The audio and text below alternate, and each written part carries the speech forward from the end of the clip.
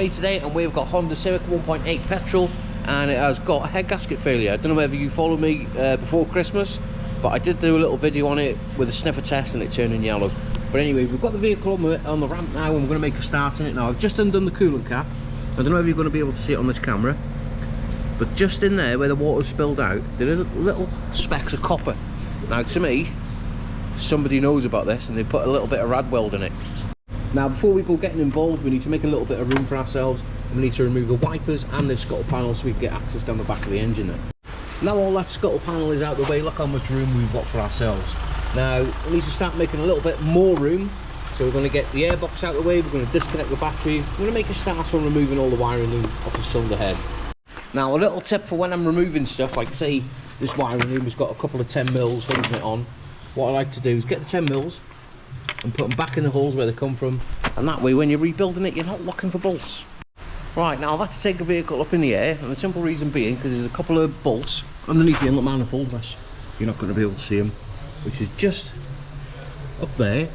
But remember me saying at the beginning of the video about all the copper stuff, all the rad weld?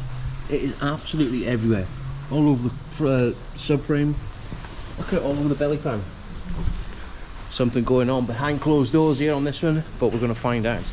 Right, undo these two 10 mils up here now, and then we can drop the car back down. Oh, while the vehicle's up in the air, I'm just going to drop the coolant out of it as well. Now I've got the car back down to working height, I have gone ahead and removed the inlet manifold, which is here. And of course, as you can see, we've put the bolts back in. Now, the injectors are just pulled up out of the way. Don't disconnect it. These little plastic clips can be a little bit funny. Rather than disturb them, just pull them off the engine.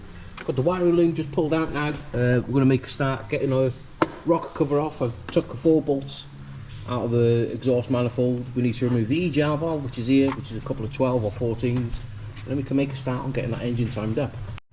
Now I've got that rocker cover off, what we can do is jump around on the timing. 19mm on the crank pulley through the wheel arch, like so. The timing marks are fairly simple on these, to be honest. I'll give it a Honda. They are fairly simple to time up. There's a little line which lines up with the timing cover, and there's an up arrow which is all by here, and the crank does line up with the TDC marks just by it, which I'll show you that when I've got the pulley off. It's quite hard for me to get my camera down there and show you, sort of thing. But yeah, now we've got all that engine timed up, we can go ahead now and remove the alternator belt and get that timing cover off. Now I've come underneath the cartwell into the wheel arch to get the crank pulley off. Now a lot of people do struggle with the crank pulley. On these Hondas you do need a weighted socket, a weighted 19. Now I did have one and I borrowed it out, and it's like never ever come back. So what I've had to do is use a little bit of oxyacetylene, just warm the bolts up. As you can see, we've got it off. Now we can make a start on just removing all these 10 mils around the timing cover. We've just got to remove the alternator belt tensioner, which is there with an Allen key. Yeah, let's get crack on. Now that is one timing cover off. Now when you remove these bolts on the timing cover, they are different lengths, but what I've done, got a little marker pen. As you can see, the bolts, there's 2 of them that have got little shoulders on, and I've marked them yellow, and 2 silver, there to go on the bottom through the sump to the timing cover, and then ones with yellow, they go on the timing cover, and I've marked them up yellow and yellow there, so I know exactly where them bolts are going. I've gone ahead now and removed the timing chain. You put a little pin in the tension there, you have to just flick it back with your finger, push it back, and then slide the pin in, that'll take the tension off. I've removed the guides and the chain. We will be using this chain again because there's nothing wrong with it. It wasn't rattling and it was running perfect other than overheating. Right, what I'm going to do now is get on the crank pulley and turn it back 90 degrees, so we're taking them pistons halfway down the bore, so when we remove the cylinder head we are not damaging any valves. Let's move round now to the rocker shaft itself. It's held on with 2, 4, 6, 8, 10 mils, and then we can put it out the way, but be extra careful because there is some springs in there that you don't want to drop. I'm just going to place that by there for now. As you can see now, the camshaft is spinning nice and freely, and we can go ahead and remove all the cylinder head bolts. And there you have it, that is one cylinder head removed. Now it has gone in between cylinders 3 and 4. As you can see just by there, the gasket has failed. And on the block it doesn't look too bad. You can see there the 2 pistons, they are cleaner than 1 and 2. We go to the cylinder head now, which is cylinder 1. This is cylinder 3 and 4. As you can see by here, The head has just warped.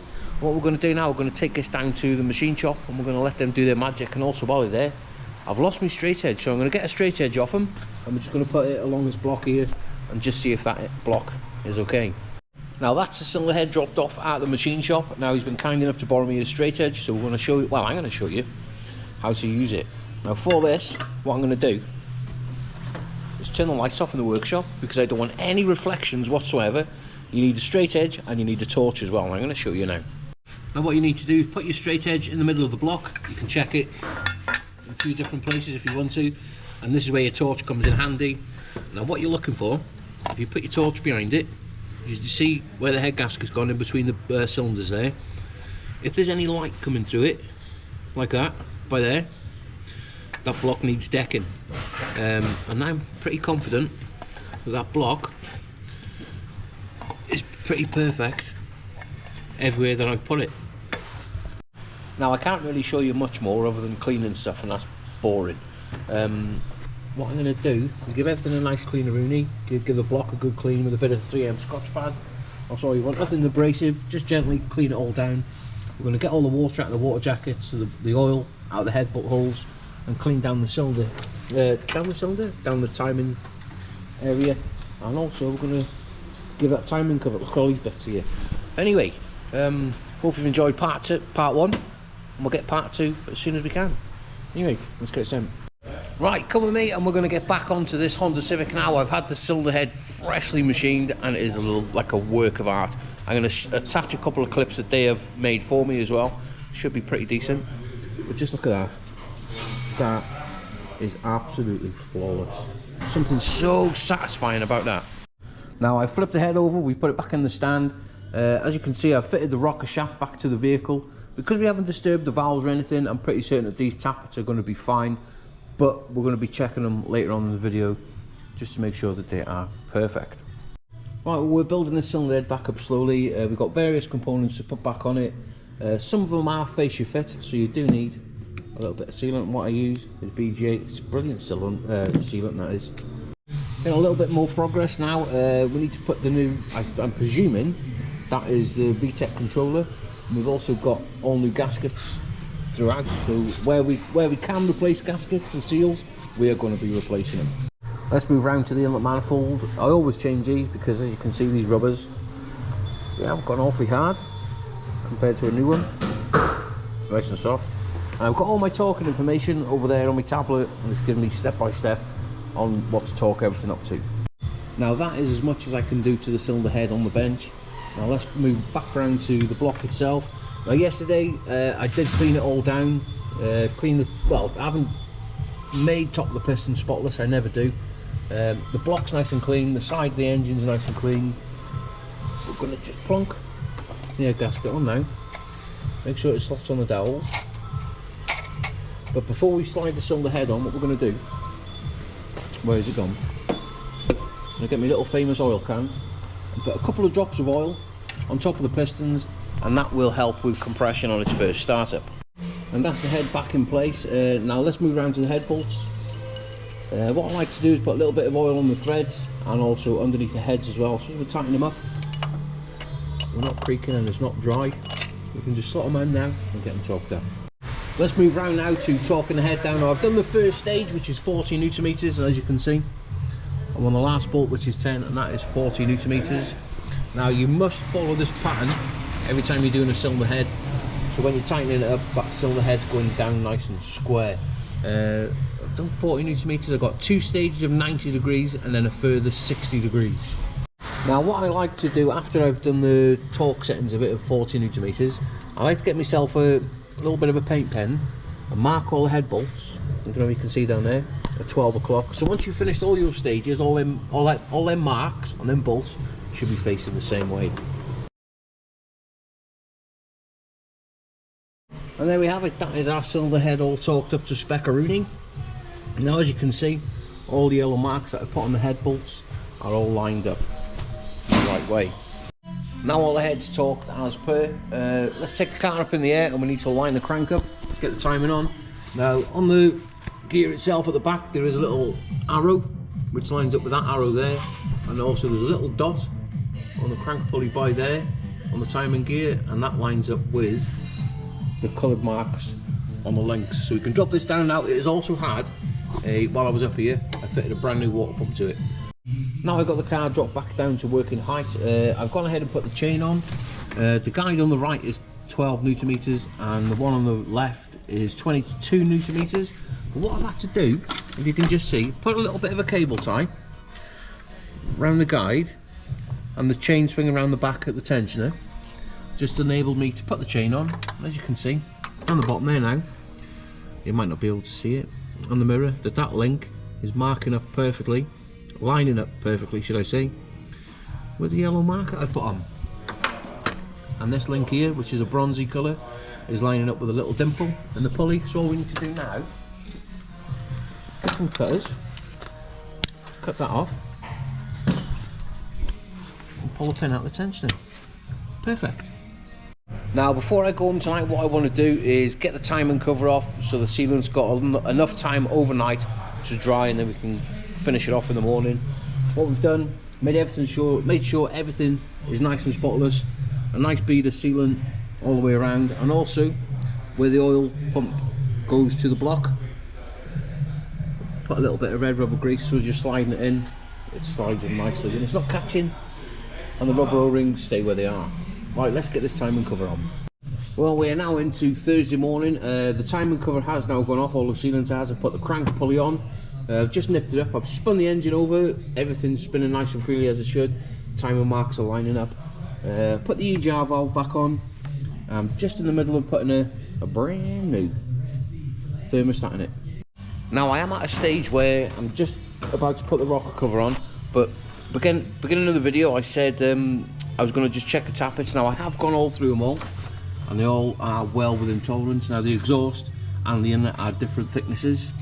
Get your feeler gauges, slide them in. If they're just dragging, it's absolutely perfect. And the exhaust and the inlet are different measurements, because of exhaust temperatures and stuff. But yeah, let's get this rocker cover on now. And there you have it. That engine now is 90% back together. There's lots of little trims and that I got to put on, covering the coil packs and stuff. Before we get on the key and give it a big start, the oil level's okay. We put some fresh coolant in it. I've just unplugged the coil pack so we're not firing. So I'm going to wind it over and make sure that the oil pressure is building up and we've got no horrible noises. Now I've wound it over for about 30 seconds. We're just going to plug the coil packs back in now, and we're going to go for the first initial starter. Give it a good pat-a-rooney. Let's get on the key and give it a big fire. See if she starts. We've got two choices, isn't it?